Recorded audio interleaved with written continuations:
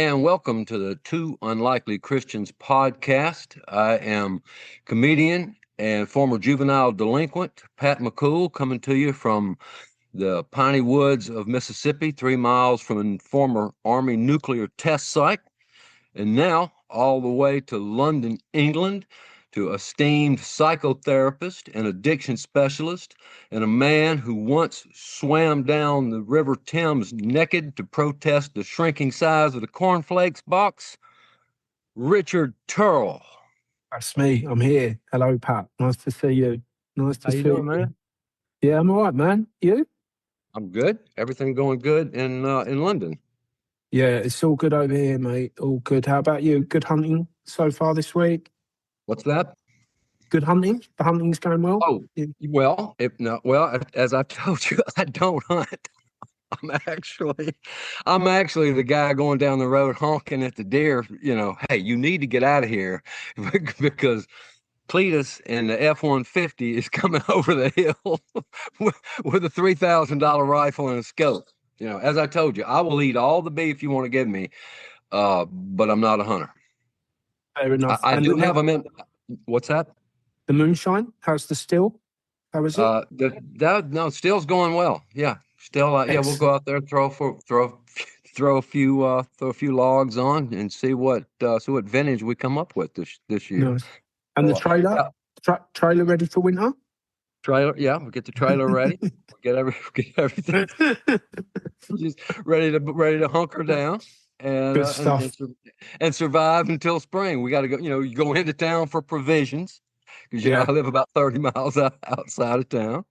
So other than that, we're doing good there. So anyway, today let us talk about a little bit of a takeoff on what we did last week. We read something that Dr. Beverly Ann Smallwell had posted, and she was actually posting it, as an article or something that somebody had else written. A pretty fascinating topic, but she posted something else. I'm not just trying to hack Beverly, but she posted something else that kind of got my attention because it was something that, in conjunction with what we were talking about, and it's about the power of communication. And I also noticed, for those of you who didn't hear the last episode, Dr. Beverly Smallwood is a psychologist here in Hattiesburg, Mississippi, very well known, renowned, just like Richard. And I noticed that I tend to attract, now my closest friends are psychologists and psychotherapists. Do you think, is there something Freudian going on here, or you think I'm just getting free help? Oh, it could be, we attract what we put out. So it might be that as you've grown as a person, become more in touch with yourself, more aware, that those are people that have come into your orbit, because you're vibrating on the same kind of frequencies as those people. It could be that we all as a group collectively, maybe unconsciously, feel that you need a lot of help and wants to give that to you,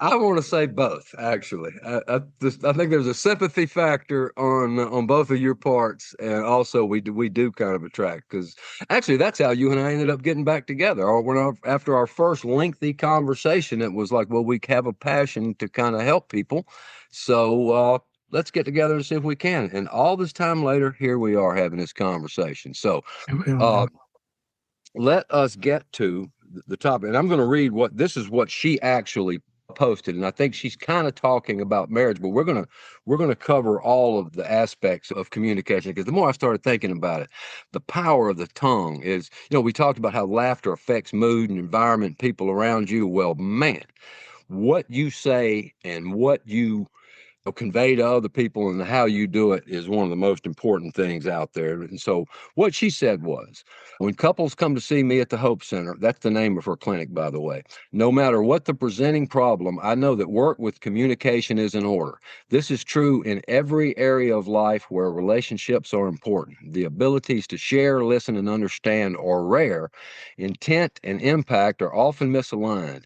This does not have to be. Biblical wisdom, which we're going to get into because there's a lot of it here, provides valuable guidance. Speak the truth in love, be slow to speak and quick to listen. Love your neighbor as yourself. Don't make assumptions. Communication has not taken place until the message is received in the way it was intended. That takes an investment of time and attention, but it is so worth it. You have any thoughts on that post there? Yeah, beautiful, Pat. Thank you for reading that. And yeah, I'd love to meet Beverly. She sounds like an amazing woman.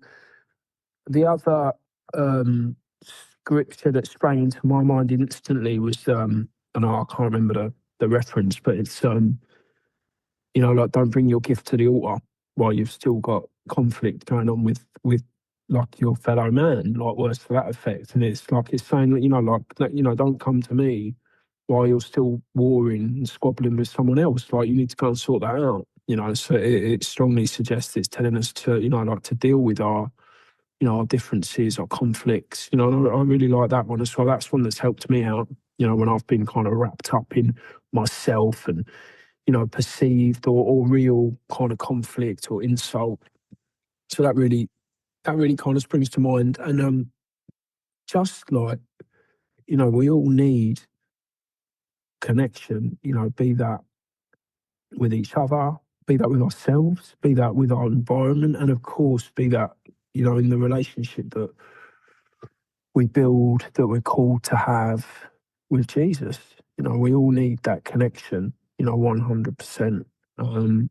There's a school of therapy called transpersonal, which is about spiritual. It's about the spiritual realm, like bringing, spirituality into the psychotherapy relationship. And there's this idea that somewhere in those early wounds, of childhood or even infancy, our ability to relate to the other, i.e., like the primary caregiver, gets disturbed, disrupted, broken, and then that break in relationship means that when we grow up and we're trying to connect with God, like actually we've lost that ability, like it's got impaired, and that if you repair through the therapy, if you repair the ability to relate, to connect, like in the context of the therapeutic relationship,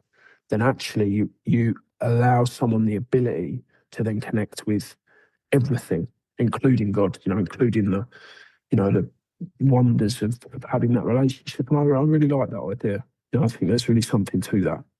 Somewhere along the way, for those of us that have struggled with like addictions and other mental health problems, that ability to be in relationship has got disrupted, and that is the root of all psychological ills. Really, that's the philosophy.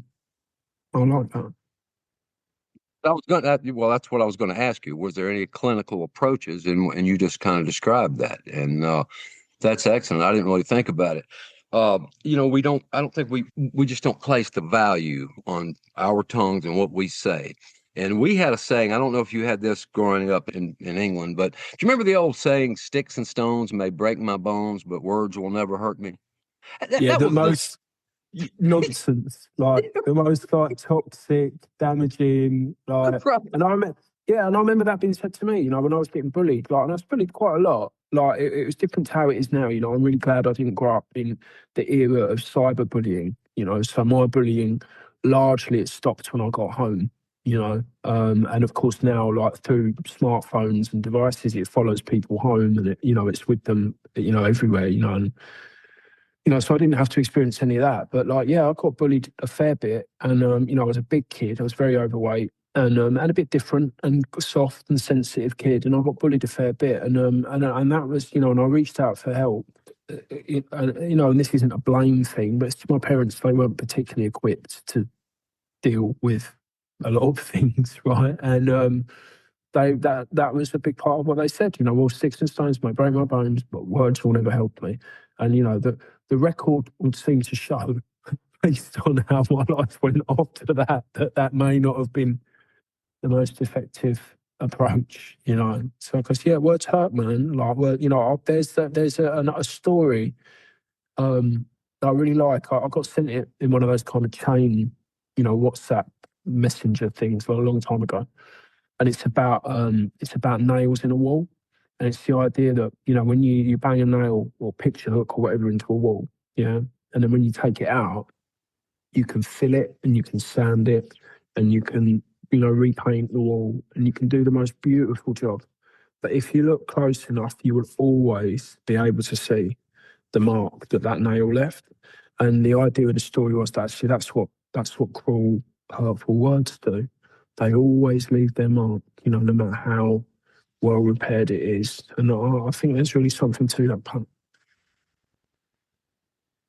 I think that's, as you said, the sticks and stones comment was total nonsense, because a doctor can repair a broken bone, but you can say something to somebody, especially when they're young, that you can ruin their life. Tell somebody they're dumb. Tell somebody, like you said, didn't really think about the bullying aspect of it, but that's it. You're being told things that when you're young that have an impact on you, and they just last in your mind. I wasn't really thinking about that, but that's all part of communication and what you're saying to people. The kind of reminds me, and I don't mean to refer back to my book, but and my dad, great man, fantastic, love my dad. We had a fantastic relationship, but he was that from that World War II generation, end of Mm. the thing, and they just led a harder thing, and they weren't into the self-esteem of the kids, and my dad would call me useless. If I went out and the lawnmower broke or whatever, you were totally useless. Well, what do you think? That sunk into me. I remembered that stayed with me, but I were just little words or things that people said. But to the book, I don't know if you remember the story, but do you remember how I was, like I would come to school late, and there was one class I went to history, because I loved going to history class. But I'd had this reputation by the time I got in the 10th grade that the teachers, I could walk in and out of the school and the teachers never really said anything. The principal actually called me in one time and said, Pat, I'm not going to get on. I'm not here to get on to you or anything. We just want you to come to class. I mean, I kind of had that reputation. And one day I walk into my second period class. I would get up and start driving to school, and then I would smoke on the way over there, and then I'd decide to go to Burger King first, and then I would come walking into my second period class. Well, I had a teacher named Miss Hudson, a little short lady, had this little bob haircut, and I walked in one day. I stroll into class about 5 minutes late, and I start walking back to the back to sit next to my buddy Scott Graham. And as I'm walking back there, this woman said, "Well, good morning, Pat." And it catches me off guard, because I'm like, "Does she not get the memo? That I'm a thug and nobody's supposed to say anything to me." And so I just kind of looked at her and smiled and started to sit down. And she said it again. She said, "Good morning, Pat." She said, Pat, I'm so glad you made it today. She said, because there's something about you. I don't know what it is, but I really like you. And I'm Mm. just stunned. I was like, what? I'm thinking you're sending me out of the class. You're telling me this is the last time I disrupt the class. She said, I just think and she repeated it like 3 times. There's just something about you that I really like. I really like you. And had this big smile on her face. I can see it like it was yesterday. That comment stuck with me. At that point, I just kind of stuck in my head. I'm like, okay, I'm not this thug that I'm trying to act out. And this little woman up here, and she strategically said that to me. She didn't just get up and say, okay, I'm gonna sit. She's probably thinking, this guy, that thinks he's this. And she said this, that I really like you. I just really like you, and had this big smile on her face. Stuck with me. Probably not a month that goes by. Even through my troubles, as I kept getting in more trouble, I kept remembering, Miss Hudson said that she really liked me. So there's got to be some good inside me. But those things really stick, what you say to people and what you communicate with people, along the way. The bullying, I didn't really think about that.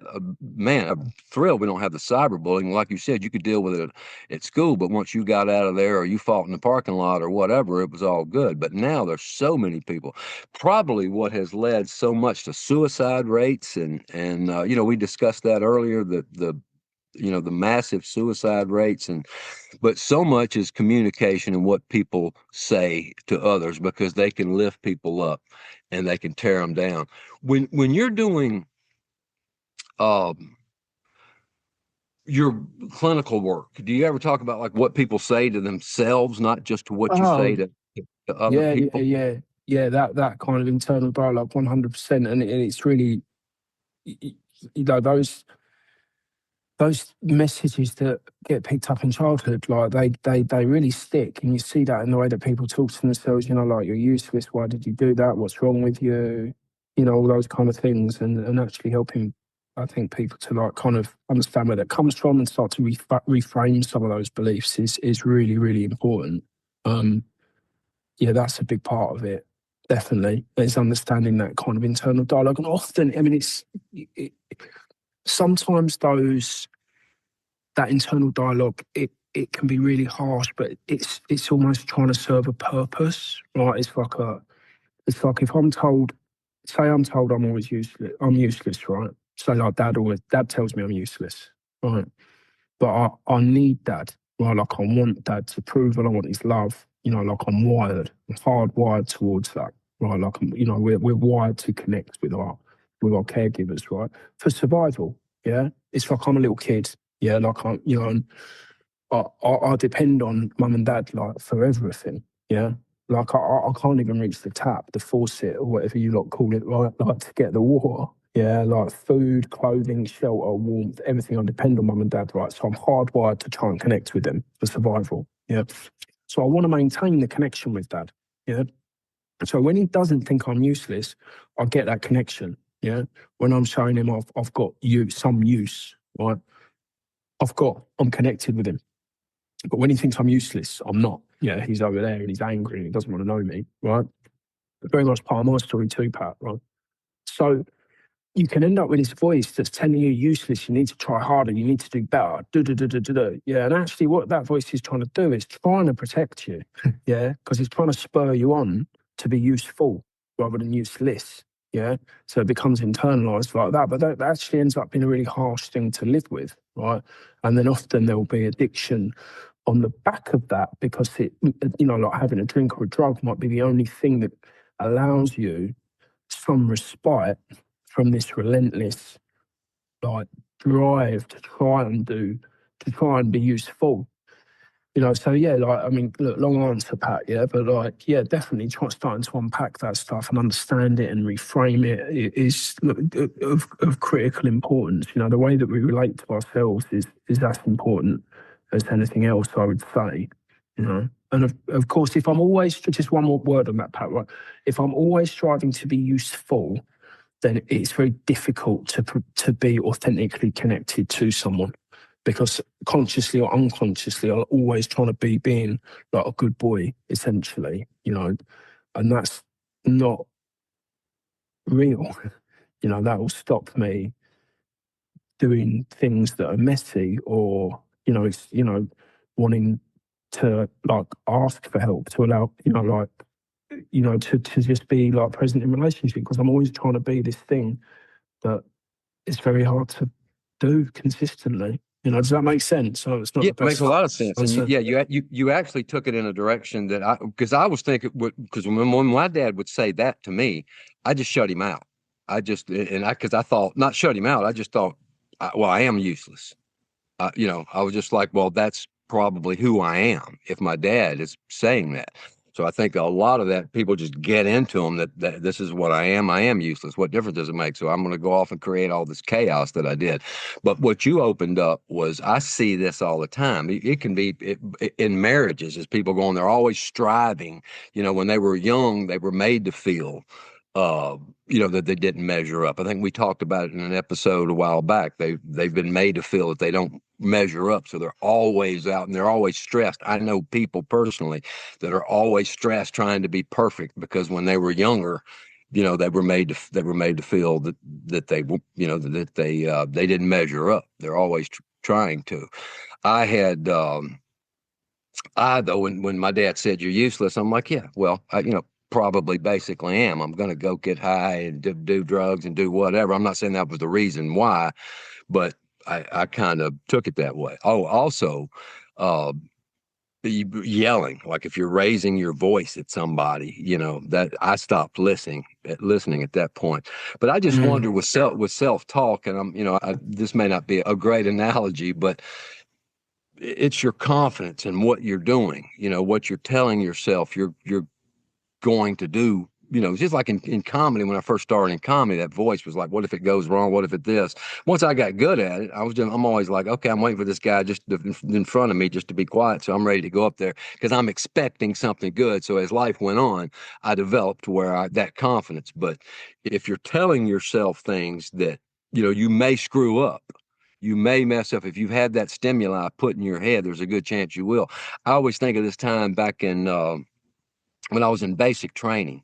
We grew up in America, and we grew up watching the World War II movies. And by the way, I've always wondered, where were you Brits during World War II? Because all the American World War II movies, we never see you guys. It was us. It's like Yeah. nothing about London being bombed. I mean, occasionally you might see a couple of chaps having some tea as the Americans were going towards the fighting. But if you watched an American war movie, you thought, hey, it was just us. Yeah, well, I think, Pat, there'd be a lot less war movies to be made if you lot had turned up a little bit earlier. That's all I'd say on that. Is that what it is? Could be.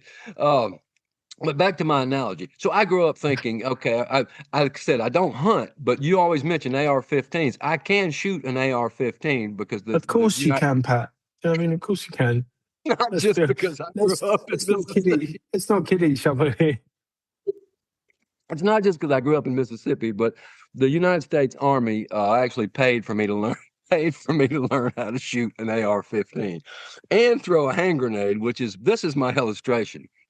I was the platoon guide, and which means I got to go into the sergeant's office, and I would know what we were going to do. And I saw we were going to the grenade range. Well, oh man, to good old American boy like myself, we're going to be throwing hand grenades, guys. 2 days we're going out to the hand grenade range. Everybody's all excited about it because we've seen the war movies and we've seen the hand grenades. So me and my buddy, we go through all this, the kind of training day, and then you go up to the actual range where you're going to throw the hand grenade. So we get out of this truck and we start walking up this hill. And all of a sudden, I hear this massive boom, and the ground shakes. And I mean, my behind just tightened up. It dawned on me. I was like, wait a minute. Is that what we're going to go? The sound that just happened up there and this ground moving, this is what we're actually going to do. That's apparently somebody that just had one of those hand grenades in their hand. And I was sweating by the time I got up there. The whole thing changed. I started telling myself, I'm going to drop. Oh, what if I drop it? If I drop it, they're going to spray me out of here with a fire hose. What if the pin doesn't come out of there? So I'm all nervous by the time I get up there to do the hand grenade. And then I get the hand grenade. I walk down into the pit. And I stand there and the guy says to open the box. And I opened the box and I looked at that hand grenade. And all of a sudden, I told myself, I heard a voice in my head say, you have made a lot of mistakes in your life. But dropping this hand grenade is not going to be one of them. Yeah. Just all of a sudden, a voice in my head said, there is zero chance you're going to drop this hand grenade. There is zero chance you're not going to throw it over this wall the way you're supposed to. The stakes are too high. And once I told myself that, I got completely calm. Matter of fact, I pulled it out and kind of looked at the guy like, what do you want me to do with it now? All of a sudden, I got cocky because I had just told myself, I'm not going to mess this up. You see what I'm saying? But my voice in my head prior to that was telling me, good chance, what possibly could happen. So that's why I was just wondering if in your clinical research, if you teach people to tell themselves, confidence in life, that you do expound on that in your work.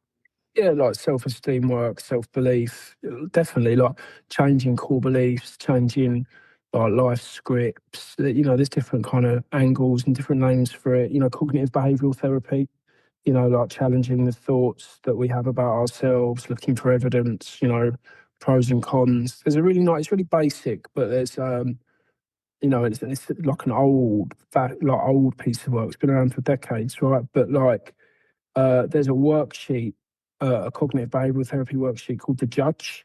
And you essentially put the things that you tell yourself about yourself in the doc, yeah? And then you have a case for the prosecution and a case for the defence, so you would list all of the say mine is like I'm useless, and you would put all the evidence down that you are useless, right? And like you actually you honour that, you make room for it, yeah. But in the case with the defence is all the evidence that counteracts that, that goes against that, that says actually you aren't useless, and you really break it down and challenge it, and you help people to actually start to see that the things that we tell ourselves about ourselves are not true, and or they're not like completely true. It depends on the person, right? Because like we've all, I've certainly got events in my life where I could demonstrate like where I was useless. I was a Yeah, yeah, yeah, he I was was, telling the truth at the time. yeah, yeah, I was. But I mean, actually, let's challenge that a little bit. It's like, like because you broke the lawnmower does not mean you're useless. Yeah, like you have no use. So it's reframing that and challenging that and that stuff. And then in terms of that, like connection to others, I guess kind of bringing it back around to that, bringing that into focus again, is like the beliefs that we tell ourselves in the context of our relationships with other people. You know, I'm not likable. People. If I show people this about, something about myself, like that I'm vulnerable or imperfect, then they won't want to know me. And so it's like challenging those things as well and helping people to have a different experience in relationships. So you can challenging all of that, those kind of thoughts and beliefs as well. So yeah, like tons of that sort of stuff. Really, I think is really important, and just general. I mean, this is going all over the place a little bit, but like, there will be people. Sometimes people come up and it's like, like I always get rejected. People always leave me, and it's like challenging that, but it's also like looking at how can you communicate who you are, what your needs are, what your wants are, like in different ways that actually mean like you don't always end up in the same situation. Like so for me, I know what I've done before and what I'm actually working really hard um, on doing now with my fiance, and having some success with. I'd say is, my thing is when I feel like misunderstood, unheard, slighted, rejected, taken advantage of, taken for granted. That's a big one for me.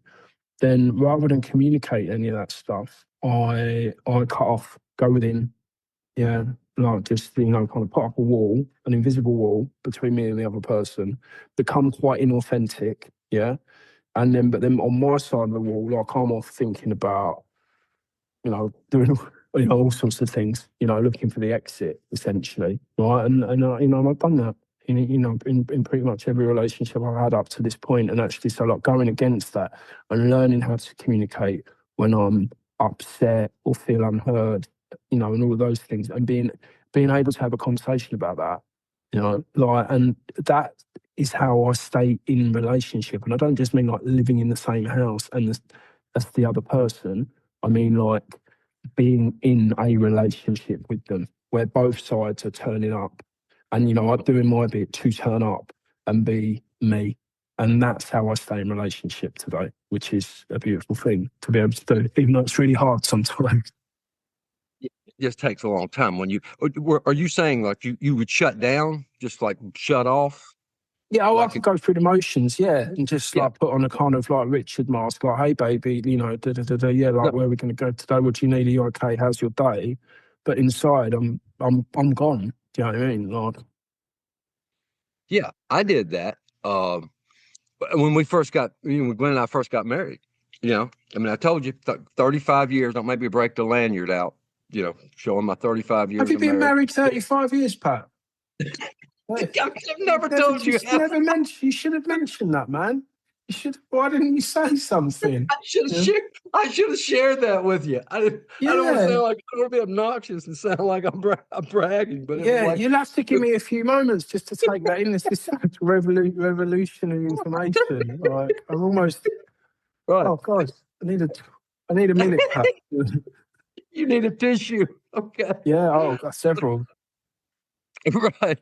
Well, if I say that so our listeners will know where I've got a little moxie on this, but I have to tell people though, those first years, 5, 10 years, we fought all the time. One of the things that I would do though, was just shut down. I'm like, nope, I've had it. And I would just shut off. Like, I'm not talking, I'm not communicating, I'm not saying anything. And I think that's kind of what you were alluding to. I would just shut down. Like, I'm just not speaking. I've had enough of this, and I'm going on about my business. But, uh, we actually, that's some very interesting information on what you were saying about what we were talking. So I wasn't going to spend as much time on that, but that's some really valuable information, because I was really thinking of, in the beginning, is communicating and how we deal with people in general, in public. It's, if you can master how you communicate with other people, I don't care if it's the spouse, I don't care if it's family, I don't care if it's a person you're running into, somebody you're working, the way that you communicate. I told you the story one day, not on the podcast, but when we were talking about how I was literally in the parking lot praying at the gas station, just thanking God. I was having a great day, and a woman pulls up behind me, and she's waiting for me to back out, and I'm trying to be nice, and then I look back and I see her, she's gesturing wildly like I'm some kind of an idiot, and I went from Holy Spirit to lunatic, in about a quarter of a second. I'm willing to jump out and start hurling insults at her, because I make a living with my mouth, so I'm pretty good at it. And then I just started realizing, why would you want to act that way? God doesn't want us to act that way, because in Galatians 5:22-23, but the fruit of the Spirit is love, joy, peace, patience, kindness, goodness, faithfulness, gentleness, self-control, and against such things there is no law. And you referred to that just a minute ago. If we're really wanting to follow Jesus and do what God wants us to do you really think he approves of me going out there and losing my temper? I didn't say that to the woman, but I wanted to. But in the past, I have just, all of a sudden it just starts coming out of the mouth, insulting, saying nasty things to people, or but with kindness, just being kind and speaking in gentle terms, just like in relationships.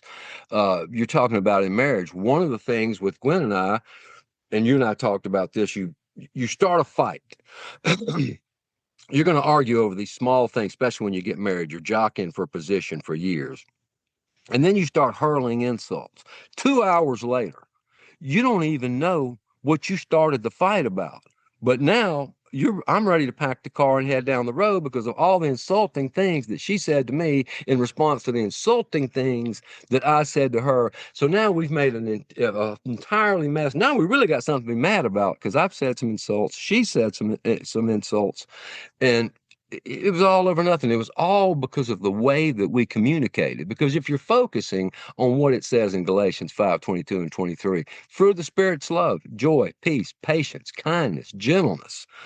That's the way we're supposed to respond to people. So when you go out in public, I don't care if it's in a grocery store, I don't care if it's in business, if you always respond in self-control, in peace, you're not just going to have a much better relationship with anybody and everybody that you come in contact with, but you're going to be pleasing God. You're going to be closer to God, because you now know that you are walking in the Holy Spirit.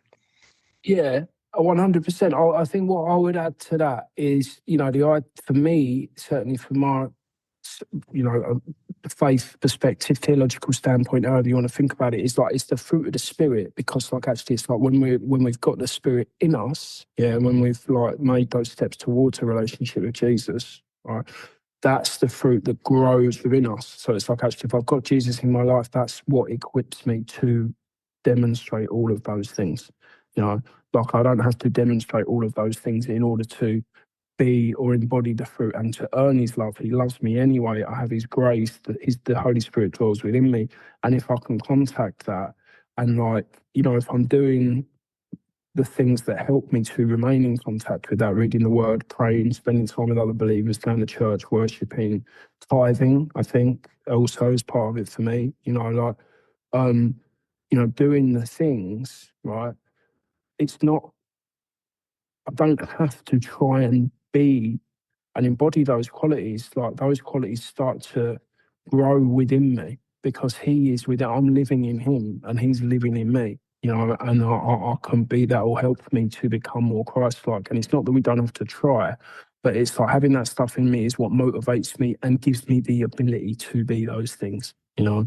Because without him, I'm none of those things, you know. Or I'm certainly capable of being, but I can be horrible, you know. When we'd have and I've always done this. It's not just, it's not just, my current lady who gets the full Richard Turrell experience, right? But like, like we'll have a row, and like I say, this happens, universally in my relationship history, like, and I'll be told, you did this and you did that.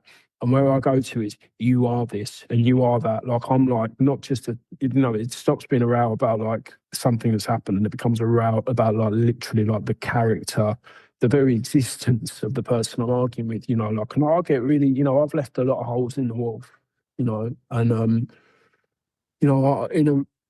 towards the start of the relationship that I'm in at the moment, like my partner, she said, like, when you say those things, it tarnishes our relationship, and you never really get that off.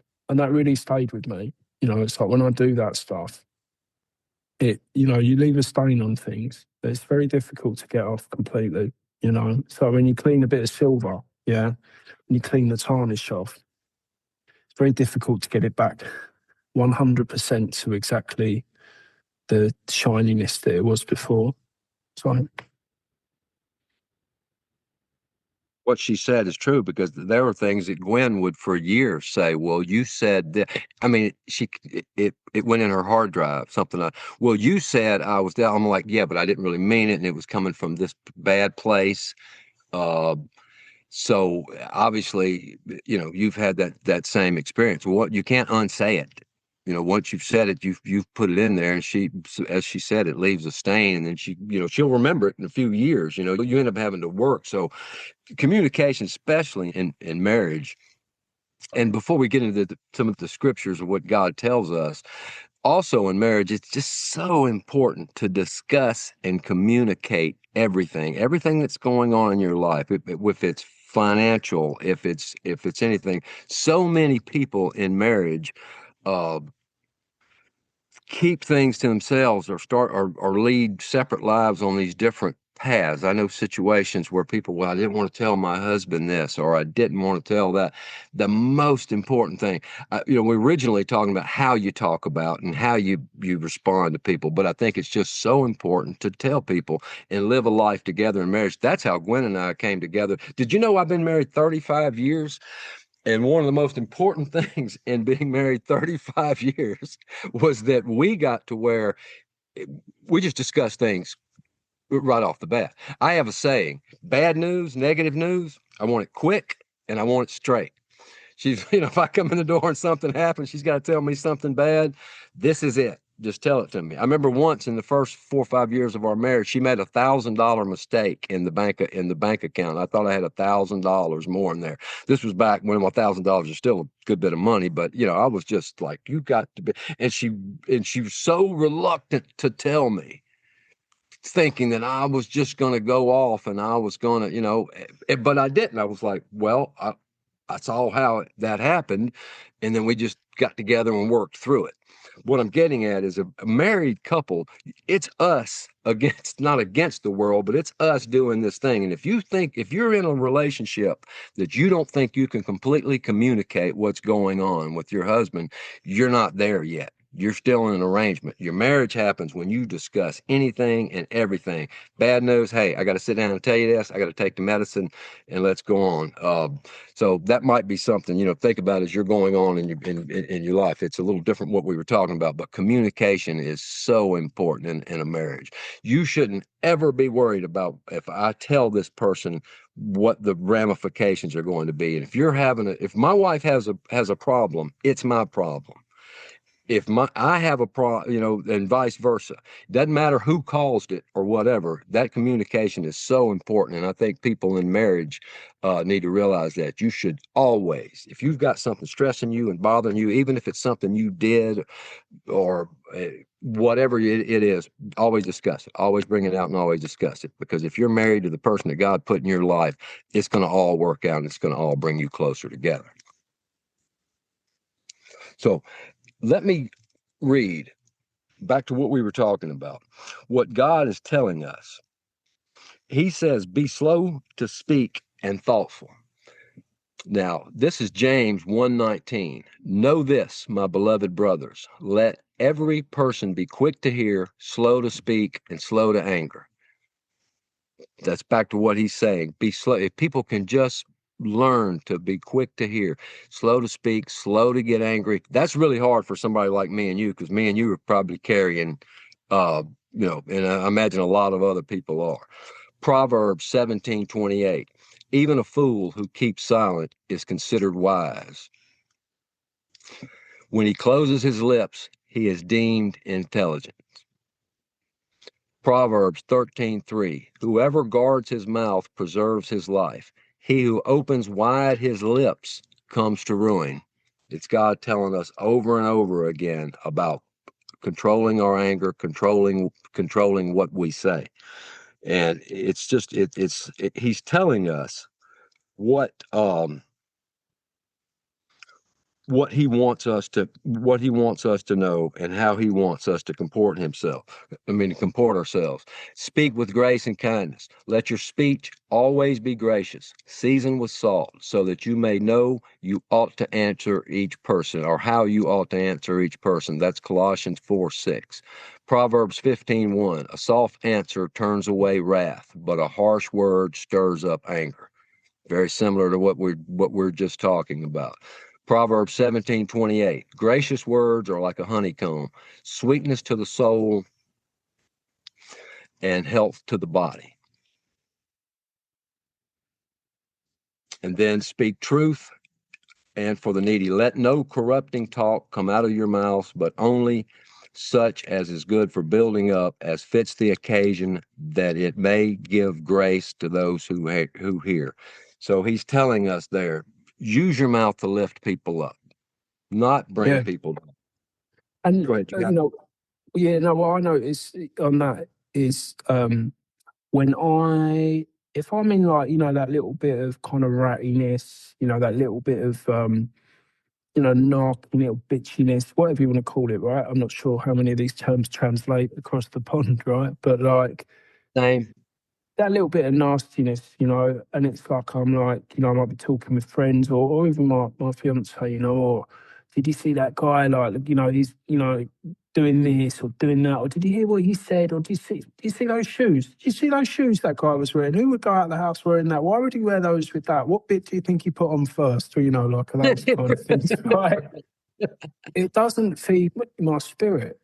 Like, it doesn't feed my spirit. Whereas when I can, even if I think those things, if I can actually flip it, say something nice, look for the good in people, or even just, as you read out there in the Proverbs, right, just keep my mouth shut. Yeah, that feeds my spirit. That feeds my spirit 100%. And another quote that springs to mind, perhaps from a slightly different source, is the loudest man in the room is the weakest man in the room. And that is Frank Lucas in the film American Gangster.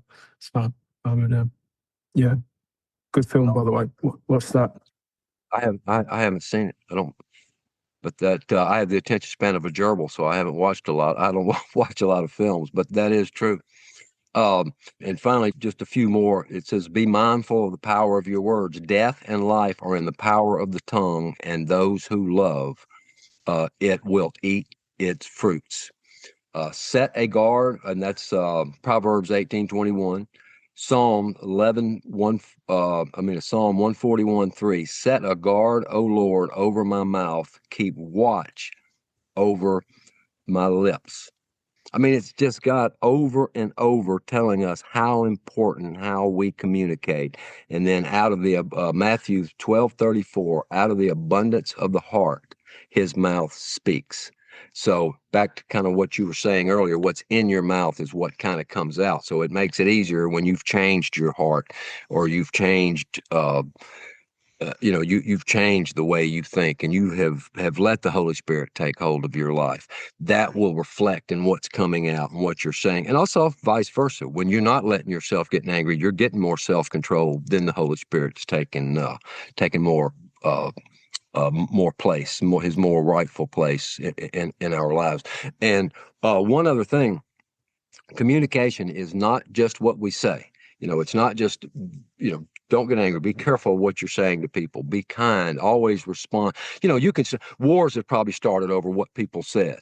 If you respond to somebody in a kind way and always realize God is in trouble. And I think what's happened in you and I and both of our lives is the more peace that we have gotten all throughout our lives, we know Jesus is in control of our lives. I don't have to win some argument with somebody. I don't have to make my point. It's not getting me anywhere. You want to live in peace and in harmony with the Holy Spirit. Speak gently, speak kind, especially to those that you love. Encourage people, lift people up. Tell the young person. I talked to this girl this week, and she was saying, I just feel like a horrible person. And then she started listing those things off, and I started asking her some other questions about herself. And I was like, wait a second. So you did this and you did that. And I noticed that when you walked in here, the way you greeted this person and you had a smile on her face. And I started listing all these things, and she just lit up. And then we started having this conversation about God, the girl was almost in tears. She just never really thought about that. She had a traumatic life. She started telling me, well, it was kind of traumatic growing up. Yeah, well, people probably always told you about the bad part. Well, yeah, I'm like, no, I've just observed all of these great things about you, and that's who you really are. See that big smile on your face? That's who you are. And it was ironic because God had been tapping on her shoulder. She said, I've been thinking more and more about God. And then I was like, yeah, well, maybe our conversation wasn't by accident. So, and it's not just verbal.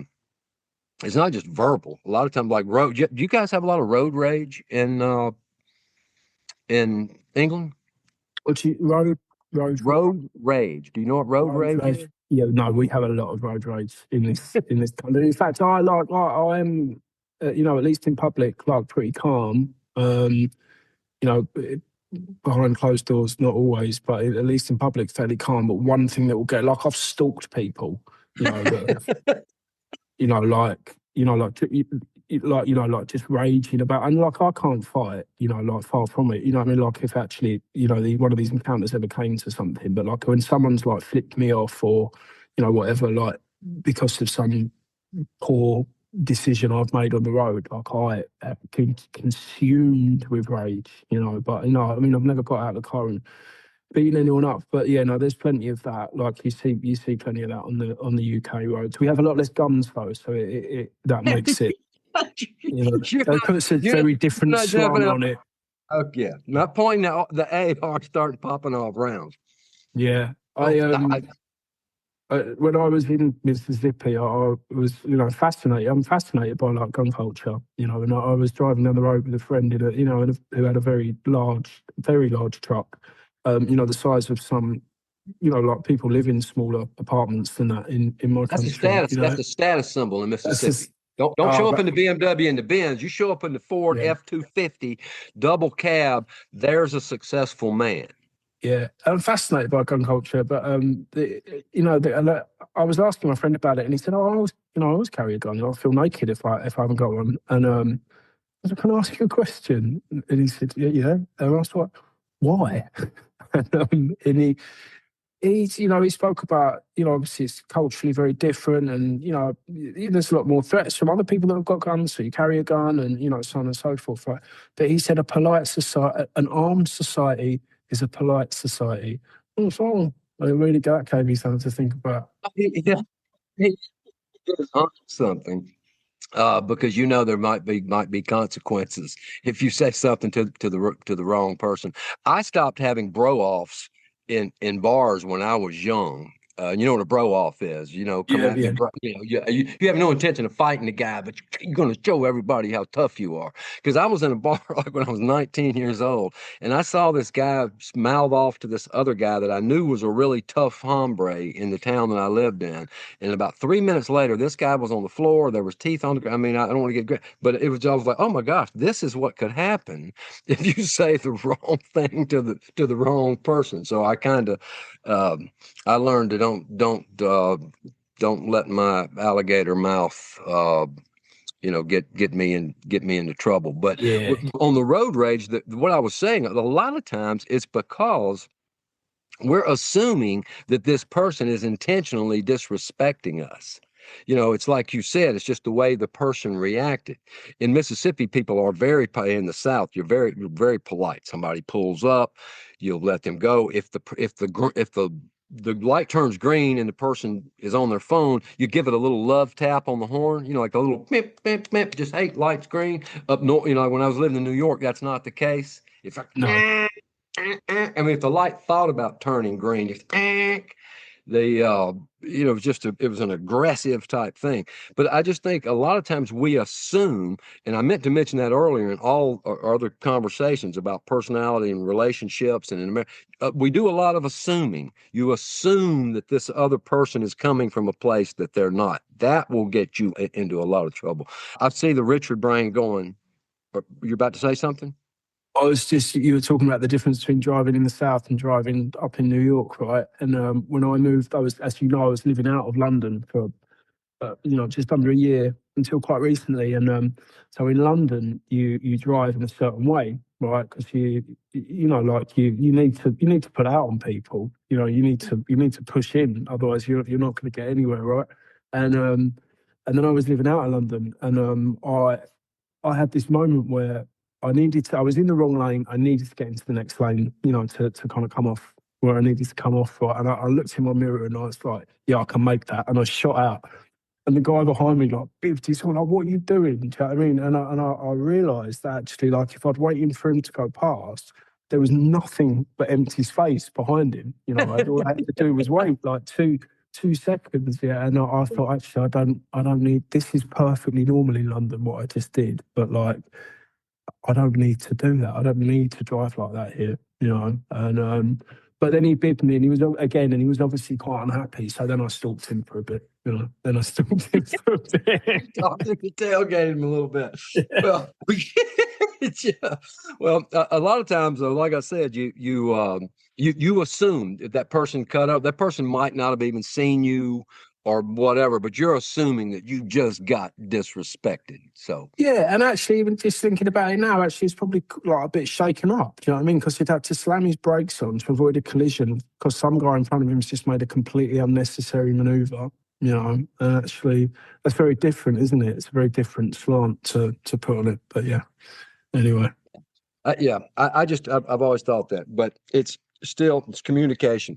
If you can, if a person can master what we're talking about today and the scriptures that we read, that this is what God's telling us. He's telling us how important communication is. But I've just learned that you can add so much peace to yourself, to your life, to those around you. You can be an uplifter. You can be an encourager, and also what you're saying to yourself. So the tongue and communicating verbally and non-verbally is so incredibly important that if people paid attention to it and learned to master it, it will help you tremendously in your life. And I think we can leave it there. Rich, do you have any final thoughts? Or that's it, Patrick. That's it. Nothing more from me today. Right. I do thank you for sharing what you shared about those experiences with your father. I was thinking that perhaps an alternative title for this podcast could be the secret psychoanalysis of Pat McCall. As each session goes past, I feel like this is giving you space to really start to unpack some things about your childhood, and so it's been it's a worthwhile endeavour, even if all we're doing is giving you some free counselling between me and Beverly. Yeah. Y'all, you're on to me there, Rich. When we get to episode 100, I'm writing a book, and this is all. I'm just working the angles here, I'm working. Yeah. Are you even putting these out? Yeah, I didn't even. I'm not even publishing these. I'm going in, analyzing, pulling the laptop up, sending drafts to Simon and Schuster. I'm like, I'm working on it. I'm like, this guy is giving me all of this stuff for free. It's gold, man. It's gold. You know how much he charges an hour? And he just comes on here for like a half hour. I'm taking him away. I'm probably causing trouble in his marriage, but it's all going to pay off in the end. I'll give him a little credit down at the bottom. I'll credit, Richard Turl. So So there it is, man. Well, I do appreciate your time. Say hello to your lovely bride, and we will see you next time. And to everybody out there, encourage somebody. Watch what you say and watch how you say it, and watch what you say to yourself and how you say it, and you'll see your life improve exponentially. That's a big word, Rich. That is a big word, Pat. Well done, man. All right. Proud of you, brother. I'm working on that too. All right, man. We'll see you, and God bless everybody out there. God bless. Bye.